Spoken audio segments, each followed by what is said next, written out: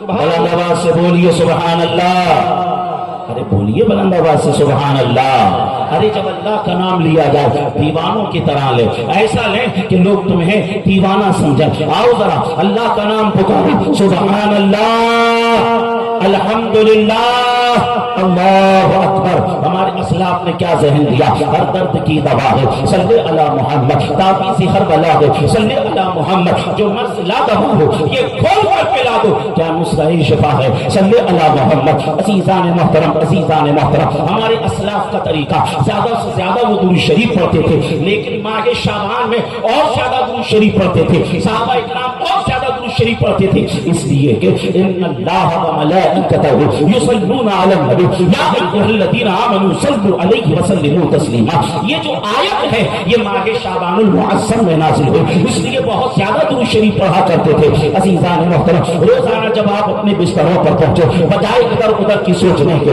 آپ گنبد خضرا کے بارے میں سوچنا شروع کر دیں, سرکار کی جانب بڑھ لگا وہ درود شریف پڑھنا شروع کریں. اگر بہت لمبی درود نہیں آتی ہے, صلی اللہ علیہ وسلم, صلی اللہ علیہ وسلم, صلی اللہ علیہ وسلم, صلی اللہ علیہ وسلم, اس کا حفظ کریں. آپ کی کیفیت یہ ہونا چاہیے, میں سو جاؤں یا مصطفیٰ کہتے کہتے, میں سو جاؤں یا مصطفیٰ کہتے کہتے, کھولے یا کسلے کہتے کہتے. عزیزان محترم, تو درود شریف زیادہ سے زیادہ پڑھیں. اب آپ سے ایک بات اور پوچھنا چاہتا ہوں, میں جو بول رہا ہوں وہ آپ کے سمجھ میں آ رہا ہے؟ مائک اور ایکو کی سیٹنگ کی وجہ سے ایسا تو نہیں کہ کچھ سمجھ ہی نہیں آ رہا؟ آ رہا سمجھ میں؟ آ رہا ہے تو جی لگا کر کہہ دو سبحان اللہ. اب آئیے, ہمارا جو موضوع ہے اس موضوع پر ہمارا جشن قرآن میں حاضر ہیں. جشن قرآن, جشن قرآن. اب آج مجھے آپ کے سامنے کیا بیان کرنا ہے؟ جشن قرآن کی اہمیت,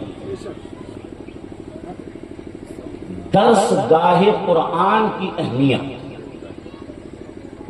مدرسۃ القرآن کی اہمیت, تالیہ قرآن کی اہمیت, حافظ قرآن کی اہمیت, طالب قرآن کی اہمیت, قاری قرآن کی اہمیت, عالم قرآن کی اہمیت اور عامل قرآن کی اہمیت.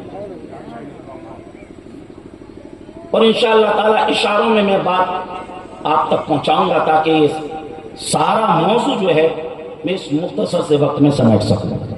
سب سے پہلے ہم دیکھیں جشن قرآن. ان بچوں کا قرآن مکمل ہوا تو اس جشن قرآن کا اہتمام ہوا. وجہ تو یہی ہے. اور اس کے علاوہ یہاں پر یہ شامیانہ, یہ ٹینٹ, یہ مائک, یہ تمام چیزوں کا اور کوئی مقصد نہیں, صرف جشن قرآن مقصد ہے. ہم اپنے طور سے جشن منا رہے ہیں, اللہ تعالیٰ نے اپنی قدرت کے مطابق جشن قرآن کا اہتمام کیا. کیسا اہتمام کیا؟ غور سے سنیں. انا انزلناہ فی لیلۃ القدر وما ادراک ما لیلۃ القدر لیلۃ القدر خیر من الف شہر. یہ جو شب قدر ہے جس میں قرآن نازل ہوا, یہ 1000 مہینوں سے بہتر ہے. یہ شب 1000 مہینوں سے بہتر. اور شب قدر کب ہوتی ہے؟ رمضان میں. رمضان میں ہوتی ہے. زیادہ تر روایتوں کے مطابق 27ویں شب, 27ویں شب کو قرآن نازل ہوا. اس کے 3 دن کے بعد پوری دنیا جشن عید الفطر مناتی ہے. عید الفطر کا جشن مناتی ہے پوری دنیا. یہاں علماء بیان کرتے ہیں کہ یہ جو عید الفطر ہے دراصل قرآن کی تکمیل کی وجہ سے پوری دنیا جشن عید الفطر کا اہتمام کرتی ہے. یعنی قرآن مکمل نازل ہوا, اس وجہ سے پوری دنیا جشن عید الفطر مناتی ہے. اب آپ کہیں گے جشن عید الفطر پہ تو آپ نے کہہ دیا, لیکن عید الاضحیٰ بھی منائی جاتی ہے. عید الاضحیٰ کا کیا؟ تو پھر آئیے بخاری کی روایت سنیے. الیوم اکملت لکم دینکم، یہ قرآن میں آیت نازل ہوئی، اس کے چند روز کے بعد اللہ کے نبی صلی اللہ علیہ وسلم کا وصال ہوا، اور اس آیت کے بعد احکام والی کوئی آیت نازل نہیں ہوئی، یعنی سارے کے سارے احکامات جو قرآن میں تھے وہ اس آیت سے پہلے مکمل ہو گئے۔ اس لیے اللہ نے فرمایا الیوم اکملت لکم دینکم، یہ آیت کب نازل ہوئی معلوم ہے؟ یہ آیت یوم عرفہ کو نازل ہوئی، اور یوم عرفہ کب ہوتا ہے؟ یہ عید الاضحیٰ سے ایک دن پہلے کو یوم عرفہ کہتے ہیں۔ عزیزان محترم، قرآن عظیم والفرقان حمید میں جب احکامات کی تکمیل ہوئی، اگلے دن پوری دنیا عید الاضحیٰ کا جشن مناتی ہے۔ پتا کیا چلا؟ معلوم کیا ہوا؟ دراصل عید الفطر بھی جشن قرآن کے طور پر منائی جاتی ہے، اور عید الاضحیٰ بھی جشن قرآن کے طور پر منائی جاتی ہے۔ اور آگے سنیں، یہ ہوا جشن قرآن۔ اب آپ کو میں بتاؤں درس گاہ قرآن، جس جگہ پر قرآن سیکھا سکھایا جائے اس کی اہمیت کیا ہے؟ آئیے مسلم شریف کی روایت سنی، آقا نے فرمایا عن ابی ہریرہ رضی اللہ تعالی عنہ قال قال رسول اللہ صلی اللہ علیہ وسلم من سلک طریقا یلتمس فیہ علما سهل اللہ له طریقا الی الجنہ وما اجتمع قوم فی بیت من بیوت اللہ ویتلون کتاب اللہ ویتدارسونہ بینہم الا نزلت علیہم السکینہ وغشیتہم الرحمہ وحفتہم الملائکہ وذکرہم اللہ فی من عنده رواه مسلم فی صحیحہ پورا مجمع لب کھولے حدیث کے نام پر جھوم کے بولے سبحان اللہ۔ اس حدیث میں سرکار نے فرمایا، حدیث لمبی ہے لیکن جو میں بتانا چاہتا ہوں وہ سنیے۔ سرکار نے فرمایا لوگ کسی جگہ پر اکٹھے ہو جائیں یا کسی مسجد میں جمع ہو جائیں اور قرآن سیکھنے سکھانے لگ جائیں تو اللہ فرشتوں سے فرماتا ہے جو لوگ قرآن سیکھ رہے ہیں سکھا رہے ہیں ان پر رحمت و انوار کی بارشیں برساؤ، ان کو اپنے نورانی پروں سے ڈھانپ لو، ان کے دلوں پہ سکینہ نازل کرو، اور اللہ تعالیٰ ان سب کا ذکر فرشتوں کی مجلس میں فرماتا ہے۔ کن کا؟ جو قرآن سیکھ رہے ہوتے ہیں اور قرآن سکھا رہے ہوتے ہیں۔ عزیزان محترم، جس جگہ پر قرآن سیکھا سکھایا جاتا ہے وہاں کیا ہوتا ہے؟ رحمت و انوار کا نزول ہوتا ہے، برکتوں کا نزول ہوتا ہے۔ اب جو دارالعلوم قادریہ ہے نا، صبح سے لے کے شام تک ہر وقت یہاں پر یا تو قرآن سیکھا جا رہا ہے یا قرآن سکھایا جا رہا ہے۔ اب کبھی آپ کا دل چاہے کہ رحمت و انوار کی بارشوں میں نہا لیا جائے تو آپ دارالعلوم قادریہ میں آئیں، اس کے احاطے میں بیٹھیں، آپ ادھر بیٹھیں گے رحمت و انوار کی بارش میں نہانا شروع کر دیں گے۔ رحمت و انوار کی بارش آپ کے اوپر چمچم برستی ہوئی نظر آئیں گی۔ پتا کیا چلا؟ معلوم کیا ہوا؟ جس جگہ پر قرآن پڑھا جاتا ہے وہاں فرشتے رحمت و انوار کی بارشیں برساتے ہیں۔ اور علامہ عبد الرؤف مناوی علیہ رحمت رضوان اپنی کتاب فیض القدیر کے اندر اس بات کو نقل فرماتے ہیں کہ قرآن کی تلاوت کی فرشتوں کو اجازت نہیں۔ بولیے سبحان اللہ۔ بڑے سے بڑا فرشتہ قرآن کی تلاوت نہیں کر سکتا ہے سوائے حضرت جبریل علیہ السلام کے۔